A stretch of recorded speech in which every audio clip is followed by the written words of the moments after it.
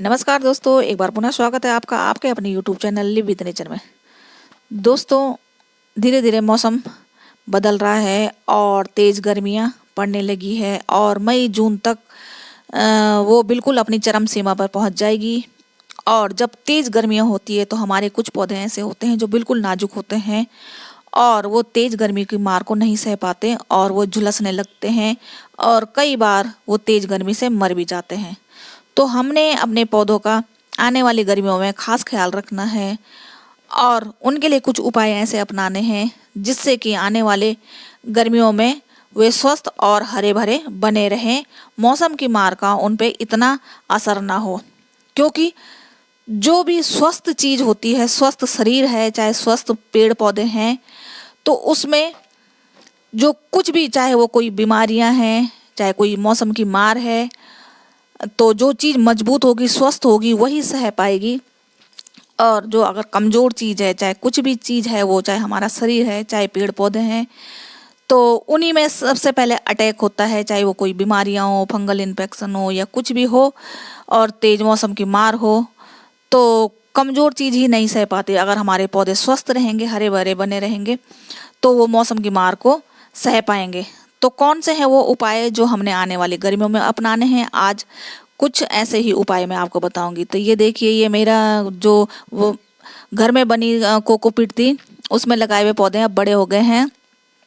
अब इन्हें मैंने दूसरे पॉट में लगा देना है। तो सबसे पहला उपाय तो ये है कि हमने अपने पेड़ पौधों को एक शेड वाले एरिया में रख देना है। अब जैसे जैसे मौसम बदलता जा रहा है और तेज गर्मियाँ शुरू हो रही है, तो सबसे पहले पौधों को शेड वाले एरिया में रखिए। अगर आपके पास ग्रीन नेट उपलब्ध है तो ग्रीन नेट लगाइए, और अगर ग्रीन नेट उपलब्ध नहीं है, ग्रीन नेट आप लगा नहीं सकते, तो पौधों को ऐसी जगह में रखिए कि जहाँ पर तेज एकदम से डायरेक्ट धूप ना पड़ती हो। जैसे मैंने, देखिए, ये अब मैंने अपने पेड़ पौधों को इधर रख दिया है। इधर ये आम और अमरूद का 2 पेड़ हैं, तो उनके नीचे रख दिया है। इधर अब छन छन के धूप आती है, एकदम से तेज धूप नहीं लगेगी इन पे, तो इसमें गर्मियों का इतना असर नहीं होगा। तो आपने शेड वाला एरिया, जो भी आपका शेड वाला एरिया है, आप उसमें रखिए। और जो भी बड़े पेड़ पौधे हैं, तो उनके नीचे अपने छोटे छोटे जो पॉट होते हैं, छोटे छोटे पॉट को उनके नीचे रखिए। जैसे हमारे कोई कोई पॉट बड़े होते हैं, बड़े पौधे लगे रहते हैं, तो उसकी छाया में ही रख दीजिए, उसके नीचे ही छोटे पॉटों को जगह दीजिए।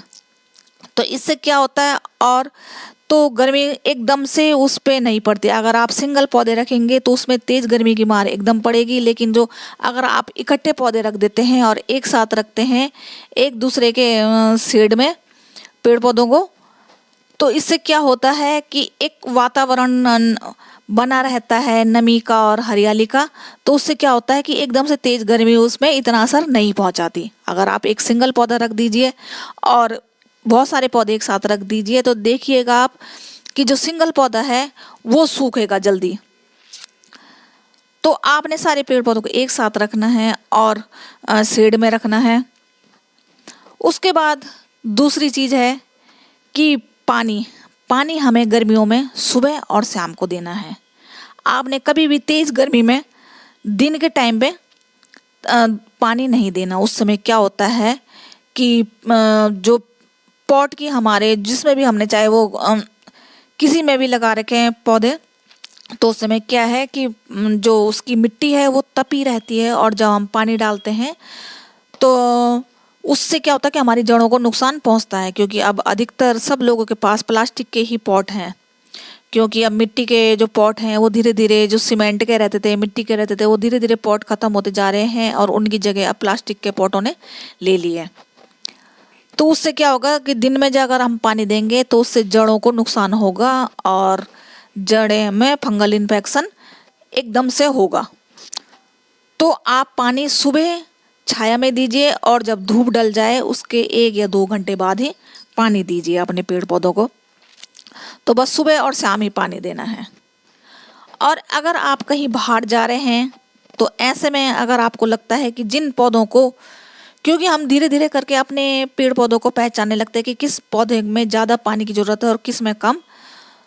तो जिसमें ज़्यादा पानी की ज़रूरत रहती है उनमें आप जो 2 लीटर की कोल्ड ड्रिंक की जो बोतल आती है वो वेस्ट तो होती ही है, तो उस बोतल के ढक्कन में 1 या 2 बारीक से छेद कीजिए और उनमें पानी भर के उनको उल्टा पॉट में रख के चले जाइए। तो इससे क्या होगा कि 1-1, 2-2 बूंदे पानी उसमें पड़ती रहेगी और हमारे पौधे में पानी की कमी नहीं होगी।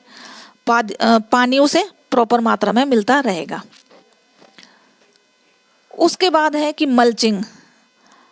आपने गर्मियों में क्या करना है, जो भी गार्डन से आपकी जो वेस्ट ये जो पत्तियां निकलती है, पत्तियों को इकट्ठा करके रखते रहना है।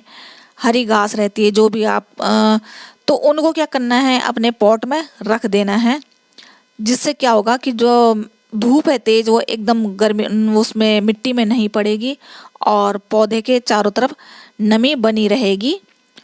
उसमें तेज धूप नहीं पड़ेगी तो उससे क्या होगा, पानी जो हम डालेंगे वो भी एकदम से सूखेगा नहीं। तो पौधा को एकदम से गर्मी की मार नहीं पड़ेगी, धीरे धीरे करके ही उसमें जो वो उसका पानी है वो धीरे करके सूखेगा। एकदम से अगर आप उसे खुला रखेंगे तो पौधे में जितना पानी दिया है वो एकदम से सूखता है, और अगर मल्चिंग करी रहेगी आपने तो उसमें नमी बनी रहेगी।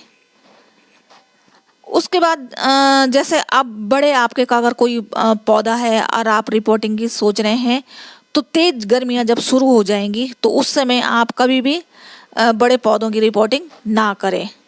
रिपोर्टिंग से इस समय हमें बचना है, कोई भी पेड़ पौधों की रिपोर्टिंग नहीं करनी है। उसके बाद है कि हमने इस मौसम में कौन सी खाद देनी है।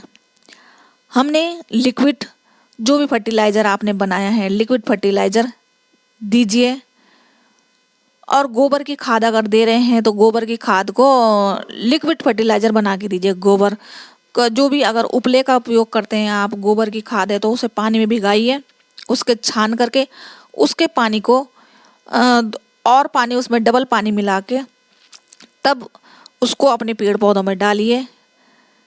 अगर आप उचित खाद देंगे तो पौधों में क्या होगा कि उनकी जो ऊर्जा है वो बनी रहेगी और जो भी गर्मी की मार है पौधा सहन कर जाएगा।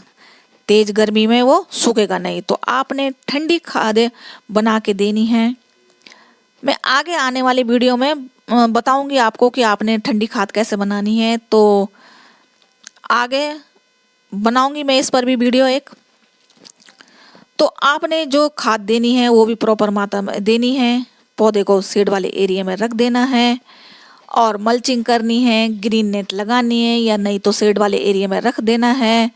रिपोर्टिंग से बचना है। तो आप इन बातों को अपनाएंगे तो आपके पौधे गर्मियों में स्वस्थ बने रहेंगे। तो फिर मिलते हैं आपसे नेक्स्ट वीडियो में। तब तक आप सबको हैप्पी गार्डनिंग। Bye bye.